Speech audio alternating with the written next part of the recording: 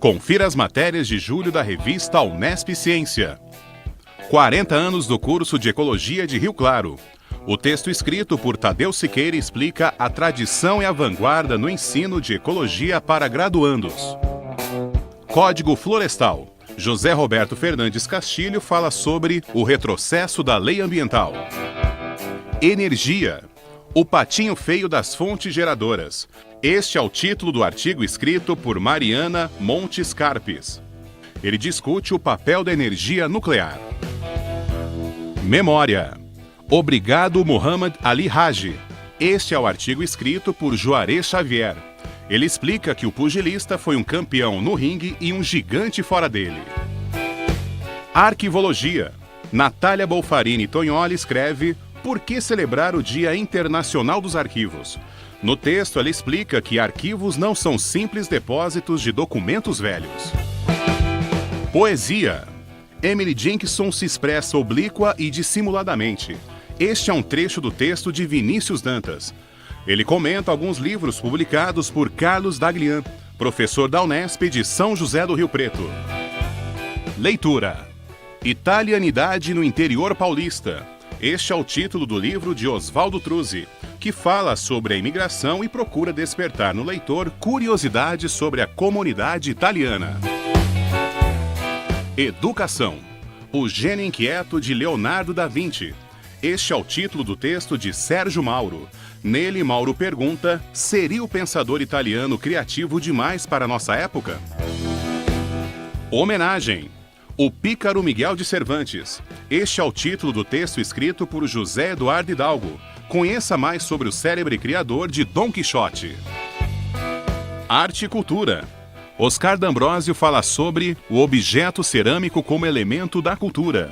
No texto, ele explica que o estudo é realizado a partir da coleção de Lalada Dalglish, professora da Unesp. Política internacional. Este mês, na revista Unesp Ciência, Maurício Babini traz o texto O Dia da Europa e repensa o continente num contexto de crise. Solenidade. Vanderlan Bolzani escreve sobre a Academia Brasileira de Letras que completa 100 anos. A foto do mês mostra a homenagem feita por professores do Instituto de Artes da Unesp para o compositor francês Henrique Satie. Opinião. Língua, ideologia e empoderamento. Este é o título do artigo feito por Érica de Moraes. E a matéria de capa desse mês traz duas análises sobre terrorismo. Mas o que é terrorismo afinal? Para contextualizar e debater o tema, a revista Unesp Ciência fez 3 perguntas iguais para 2 especialistas da Unesp. Hector Luiz Sampierre, da Faculdade de Ciências Humanas e Sociais de Franca, e Sérgio Luiz Cruz Aguilar, da Faculdade de Filosofia e Ciências de Marília. No site da revista você pode encontrar um breve currículo dos 2 professores. A primeira pergunta foi: como pode ser avaliada a existência de ações terroristas no mundo? Elas vêm crescendo de fato ou apenas estão sendo mais divulgadas pela mídia?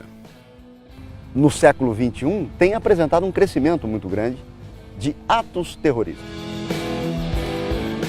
Hay 2 tipos de terrorismo, uno que es o sistemático o metodológico, que pega las víctimas tienen una determinada característica, o son judeos, o son do exército español, no caso do ETA, o do exército irlandés, no caso do IRA, y otro que es asistemático o aleatorio, es decir, que procura a mayor diversidad posible de víctimas, mulheres, particularmente crianças, porque a criança é o símbolo da inocência.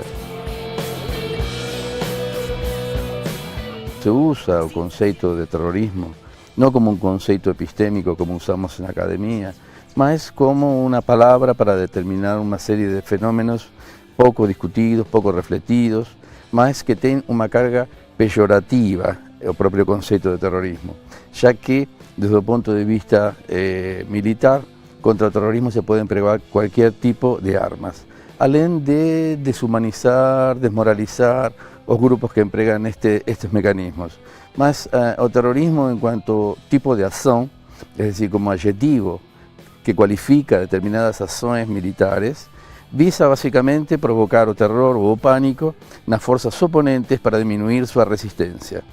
E pensar em terrorismo, nós temos que voltar na origem, né, do termo, que ocorreu durante a Revolução Francesa, designando exatamente o período que a França foi governada pelos jacobinos. E a partir daí, então, o início, a origem desse termo moderno está ligado ao terrorismo de Estado, né? Então, o terrorismo praticado de uma forma sistemática, organizada, planejada pelo Estado, durante o governo de Robespierre na França. Nós temos aí um salto, um primeiro salto, e nós vamos bater no fim do século XIX, com o surgimento de grupos que se opunham ao Estado e ao governo, como, por exemplo, na Rússia, contra o czar, depois um grupo que acabou ficando famoso na Bósnia, né, ligado ao nacionalismo sérvio-bósnio, e se opondo contra o Império Austro-Húngaro, e por conta disso alguns dos seus militantes realizam aquele atentado que mata o arquiduque Ferdinando e que acaba sendo o estopim da Primeira Guerra Mundial. Após a Primeira Guerra, ou ainda durante a Primeira Guerra, nós temos alguns movimentos e o terrorismo volta a ser entendido como um terrorismo de Estado, dos regimes socialista, nazista ou fascista. Após a Segunda Guerra, esse terrorismo passa a ser associado com os movimentos de libertação nacional. Ou seja, aqueles diversos movimentos, no processo de descolonização, usavam atos terroristas em prol de um objetivo maior, que era a independência desses estados. A partir do fim da década de 80 e década de 90, nós temos então o surgimento dessa ligação do termo terrorismo com grupos extremistas por causas étnicas, religiosas. E logo depois, um novo complicador, que é o surgimento de um termo narcoterrorismo. Complica ainda mais a questão, porque aí liga uma atividade criminosa, o narcotráfico, ao termo terrorismo. Não podemos esquecer também das ditaduras que praticaram terrorismo de Estado, mas que consideravam os movimentos contra as ditaduras como terrorismo. O terrorista é um sujeito que quer impor sua vontade por meios violentos. Bom, mas em toda a guerra se faz isso, é decir, as guerras são violentas, as guerras empleam a violência para impor sua vontade ao adversário. Digo, bom, mas eles atingem civis. Mas as guerras também atingem civis. Hoje vemos que as guerras basicamente atingem os civis, já não como um acidente de percurso da própria guerra, mas objetivamente, es decir, estrategicamente se atingem os civis para desmoralizar, para quebrar a coluna vertebral da resistência popular. Então, nenhuma dessas definições são suficientes para atingir o conceito de terrorismo. Por isso eu procuro uma definição de terrorismo que eu chamo vitimológica, em função da característica específica da vítima. O terrorista, é decir, a ação terrorista, procura infundir o pânico, o terror. Portanto, a vítima estratégica do terrorista não é aquele que morre no atentado, porque os mortos não temem. Logo, aquele que morre não pode ser o objetivo estratégico do terrorista. Se o que ele quer é impor o terror, são os vivos. As Nações Unidas, a Organização das Nações Unidas, já tenta há algumas décadas aprovar uma definição comum de consenso sobre o que seja terrorismo e não conseguiu. O que nós temos é alguns estados e em algumas convenções internacionais essa definição. Ou seja, em razão disso, nós ainda não temos um consenso sobre o que seja realmente terrorismo.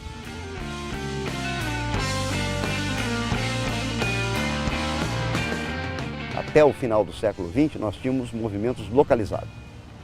Eles agiam em regiões contra determinados governos para tentar modificar o estado das coisas, mas eram localizados. A Al-Qaeda é que consegue internacionalizar o terrorismo. Este ano, o Departamento Contra-Terrorismo americano divulgou uma lista com 59 grupos que considera ser terrorista. Mas qual o critério usado para determinar se um grupo é terrorista? Aí há um outro complicador. O que é realmente um grupo terrorista? Nós pensarmos em terrorismo, as ações se dão mais no campo da segurança. O uso de militares e policiais, de serviços de inteligência para combater esses grupos. E aí nós não pensamos nas outras causas profundas do surgimento desses grupos. Se nós pensarmos nesses grupos como insurgentes, nós temos que pensar no porquê que esses grupos surgiram.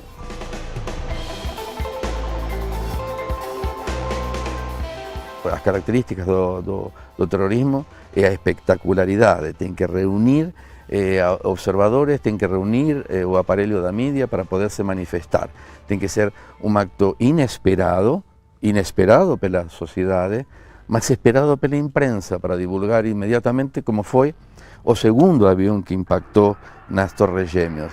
A primeira foi um drama terrível, mas o segundo foi inequivocamente o sinal do terrorismo. A mídia, essa nossa mídia, nessa nossa era da globalização, ela é instantânea. Se nós pensarmos no 11 de setembro, o segundo avião que bateu na torre foi ao vivo, para o mundo inteiro. Estavam todos observando, estavam todos olhando para lá, e dois aviões batendo nas mesmas torres, já era muita casualidade para ser uma desgraça do destino. Era obra de uma vontade, essa vontade era que estava dizendo, não tem lugar para se esconder. Então é importante a mídia e a informação. Com o objetivo de conseguir a atenção das pessoas, alguns grupos têm mudado sua estratégia. No caso dos atentados do Estado Islâmico, os degolamentos, mais especificamente, chegou um momento que começou a banalizar o acto e já não tinha um impacto de terror, não provocava terror, mas provocava repugnância pelo próprio acto. E isso tirou efetividade mediática a esse tipo de ação. Imediatamente o Estado Islâmico reviu sua forma de operar, mas depois mostraram o que eram capazes de fazer no jornalismo francês, por exemplo, batendo fortemente na retaguarda e na função inesperada do ato, é decir, quando todos estão comemorando, eles batem.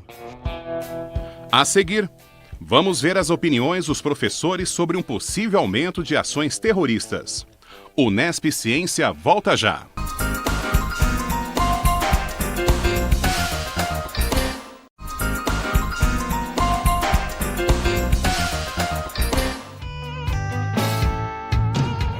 A matéria de capa da revista Unesp Ciência de julho fala sobre terrorismo. Neste bloco, perguntamos para os professores Héctor Luiz Sampierre e Sérgio Luiz Cruz Aguilar. Existe uma tendência mundial de ampliação ou recrudescimento de ações terroristas? Se aumenta muito, ele acaba perdendo eficácia. Quando se banaliza o ato terrorista, ele vai perdendo eficácia. Houve 200 mortos em Iraque no último atentado terrorista e não teve nenhuma divulgação. É decir, isso não é que o impacto dependa da sensibilidade das pessoas, porque a sensibilidade desde Paris ou em Estados Unidos, Miami, foi, né, na Flórida, o atentado na Flórida, até agora não pode ter mudado a capacidade de sensibilidade da população, da sociedade. Mas no caso do Iraque não houve sensibilidade. Sim, porque não teve cobertura de imprensa ou porque é no Iraque. E responde a um certo preconceito.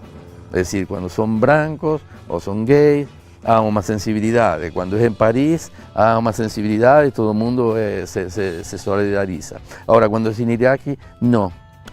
Então, isso demonstra também que a sensibilidade depende de um preconceito. Quero dizer, quando se exagera no uso, no emprego do expediente das ações terroristas, a própria ação terrorista começa a perder utilidade.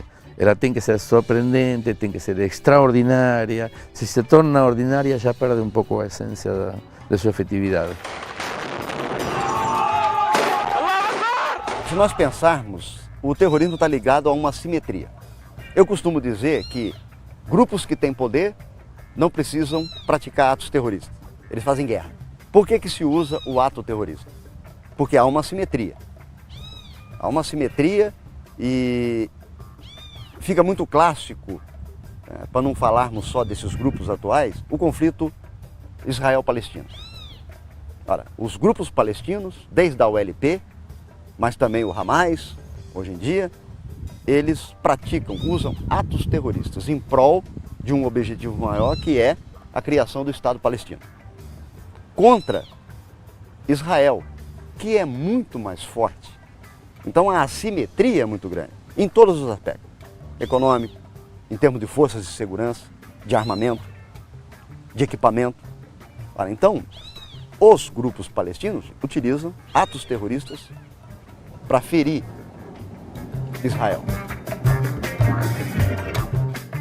Outra coisa, esse mundo globalizado, ele tornou muito mais fácil se obter armamento, explosivo, ou seja, aquilo que o terrorista precisa.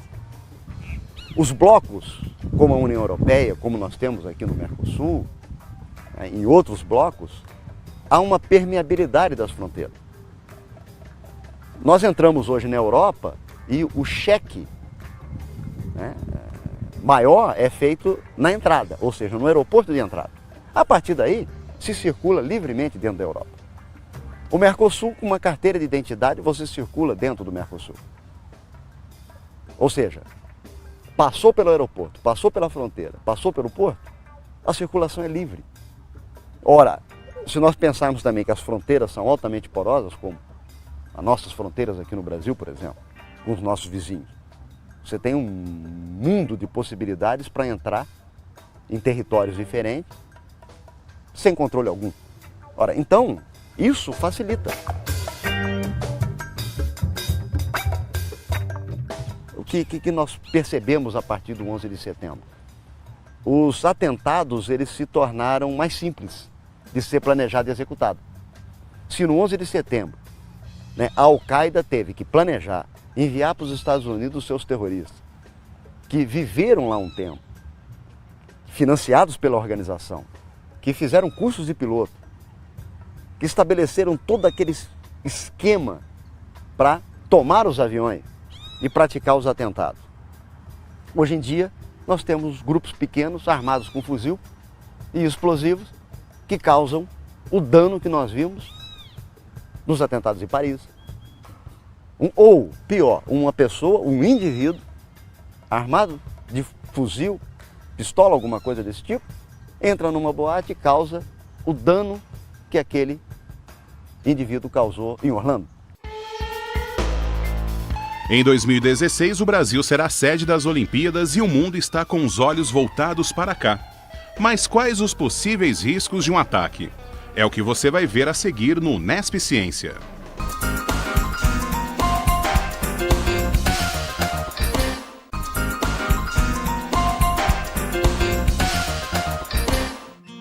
A matéria de capa da revista Unesp Ciência traz o tema terrorismo. Em 2016, o Brasil será sede dos Jogos Olímpicos. Recentemente, muitas notícias têm repercutido a preocupação com possíveis atos terroristas. Mas existem indicativos reais de atentados no Brasil e na América Latina?